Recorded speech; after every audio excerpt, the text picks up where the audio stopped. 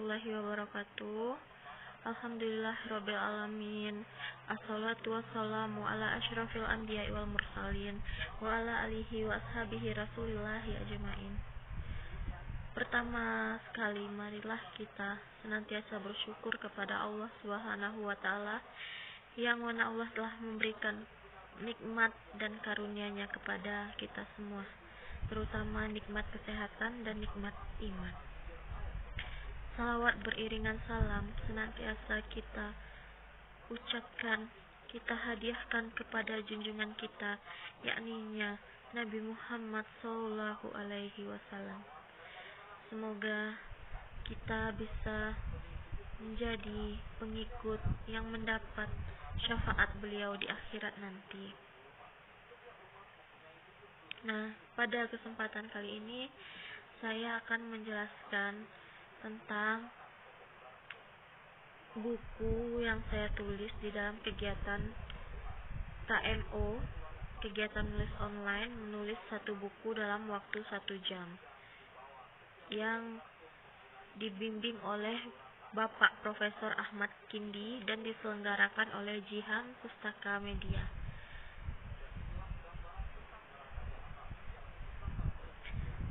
Cerita awal saya masuk kegiatan ini yaitu saya melihat di salah satu grup ada teman yang share kegiatan ini, dan saya merasa tertarik karena dulunya juga saya sering menulis diari dan puisi-puisi singkat. Saya sering menemukan ide-ide di dalam kepala saya, namun kadang-kadang ide itu hilang begitu saja, mungkin karena tidak saya tuliskan. Nah, makanya saya tertarik dan akhirnya bergabung ke dalam kegiatan menulis buku dalam 1 jam ini. Apa sih kegiatannya?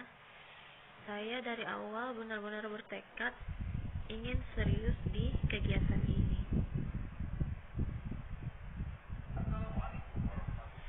Nah, setelah bergabung di grup, kami tidak langsung diberikan tugas-tugas, tapi dalam waktu 5 hari sebelum pemberian tugas itu, kami disuruh dulu menulis buku, ambil satu buku, terserah buku apapun, jadi tulis 1 bab di dalam buku tersebut, hanya menuliskan saja, tidak menambahkan dengan pendapat-pendapat kita. Dan kami juga mendapatkan motivasi rahasia menulis yang disampaikan oleh Bapak Profesor Ahmad Kindi. Rahasia menulis ini dirangkum dari nama-nama lain Al-Quran, yaitu kitab umat Islam yang sangat mulia tentunya. Yang pertama, qiraah atau bacaan. Ketika kita menulis, niatkan setidaknya kita membuat bacaan bagi orang lain. Terdapat juga firman Allah dalam surat Al-Waqiah ayat 77, sesungguhnya Al-Quran itu adalah bacaan yang sangat mulia. Yang kedua, al-bayan atau penjelasan.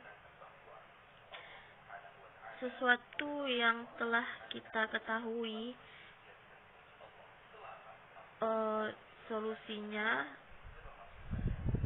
menurut pengamatan kita, sesuatu yang kita mengerti dan orang lain belum mengerti, bisa kita jelaskan melalui tulisan kita. Yang ketiga, al-huda, petunjuk.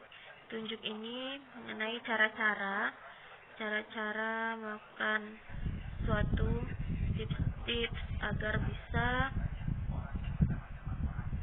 bisa menabung, misalnya bisa menabung dengan gaji yang sedikit, atau bagaimana caranya menjadi orang yang lebih percaya diri lagi, bagaimana caranya menjadi kaya dalam waktu 5 menit, atau bagaimana caranya kita bisa menulis 1 buku di dalam 1 jam. Itu termasuk ke dalam petunjuk.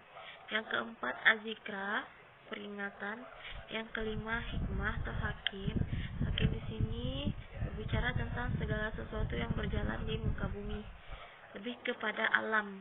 Alam takambang menjadi guru, istilah orang Minangnya, teman-teman.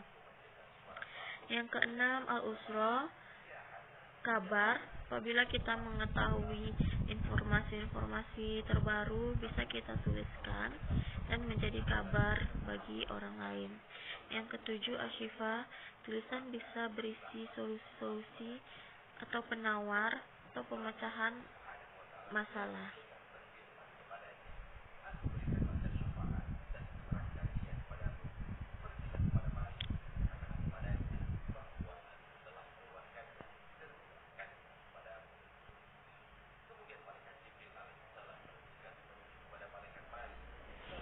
Nah,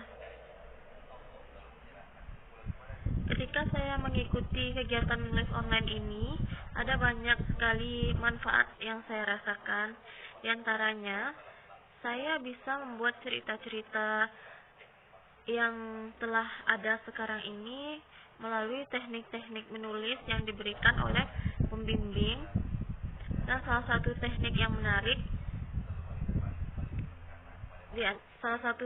menarik, pembimbing bilang bahwa di dalam kehidupan nyata orang tidak menyukai konflik atau masalah. Namun ketika kita menulis, kita harus membuat konflik atau masalah lebih rumit, maka lebih disukai oleh pembaca. Yang kedua, manfaat yang saya rasakan, saya bisa bertahan sampai sejauh ini karena pembimbing yang sangat baik tentunya. Pembimbing yang selalu mensupport saya, mensupport kami semua, dan tidak pernah menjatuhkan kami. Pembimbing kami selalu berkata tulisannya bagus, terima kasih telah mengirim tugas. Pembimbing kami itu sangat sabar. Jika kami ada kendala-kendala, beliau dapat mengerti, dan jika kami bertanya, beliau memberikan jawaban dengan sangat baik.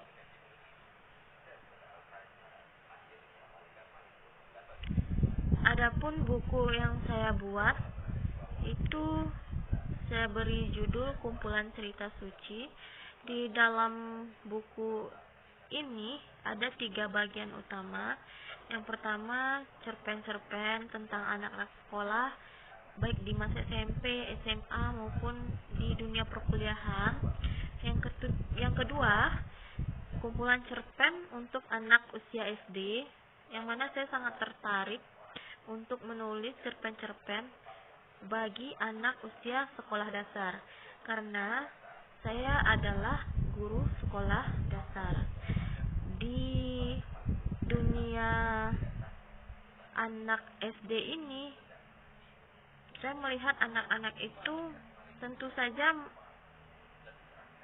masih ada yang perilakunya salah, yang perlu diingatkan terus.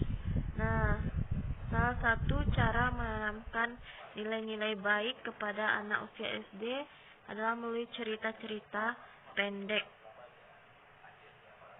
yang mengandung nilai nasihat tertentu. Bagian ketiga dari kumpulan cerita suci ini adalah beberapa ulasan-ulasan atau bisa disebut artikel disertai dengan tips-tipsnya. Untuk apa saya menulis buku ini? Yang pertama, tentu saja memenuhi tugas kelas menulis buku dalam waktu 1 jam, dan yang kedua sebagai bahan bacaan yang menarik dan untuk dapat diambil hikmah maupun nilai yang terkandung bagi pembaca maupun anak-anak usia SD untuk cerpen-cerpen khusus anak usia SD. Nah, ini beberapa tulisan saya yang merupakan tugas-tugas dari kegiatan ini juga. Yang pertama, kesabaran seorang istri, You are superstar, Ya Allah, benarkah dia jodohku, jadilah seimbang, niscaya kita akan selamat, dan lain-lain. Jika teman-teman ingin membaca, silahkan login di akun Guru Syana, cari Suci Anggun Pratiwi. Sana teman-teman bisa membaca tulisan-tulisan saya. Nah, kenapa saya bisa membuat tulisan-tulisan tersebut? Tentu saja dengan ilmu-ilmu yang telah diajarkan dalam kegiatan ini. Ilmu-ilmu tersebut sangat bermanfaat dan sangat menginspirasi sehingga saya bisa menggerakkan tangan saya, menggerakkan pikiran saya untuk membuat sebuah tulisan. Adapun idenya saya dapat dari cerita yang pernah saya dengar, yang saya lihat, dan beberapa pengalaman. Lalu pertanyaan-pertanyaan yang kadang menyesakkan hati gitu. Maka saya coba tulis. Adapun kendalanya yang pertama waktu. Karena selain ikut kegiatan ini, saya juga mengajar, saya harus mempersiapkan bahan-bahan ajar daring untuk anak-anak saya, memeriksa tugas-tugas anak saya, dan menjawab pertanyaan-pertanyaan mereka melalui WA. Itu pun sudah menyita waktu yang sangat lama, belum lagi tugas saya sebagai ibu rumah tangga. Makanya waktu itu menjadi kendala bagi saya dalam menulis ini. Yang kedua kendalanya adalah ide. Kadang saya mentok gitu, apalagi pas tugas ke-8 nggak tahu lagi mau nulis apa. Alhamdulillah Allah berikan inspirasi, Allah berikan petunjuk sehingga saya akhirnya bisa menyelesaikan tugas saya tepat pada waktunya. Sekian, terima kasih. Kalau ada teman-teman yang berminat untuk mengikuti kelas menulis online di bulan Agustus, silahkan menghubungi Jihan Pustaka Media atau bisa bertanya-tanya kepada saya. Jika ada pertanyaan, boleh ditulis di kolom komentar. Mohon maaf atas segala kekurangan. Wabillahi taufik wal hidayah. Assalamualaikum warahmatullahi wabarakatuh.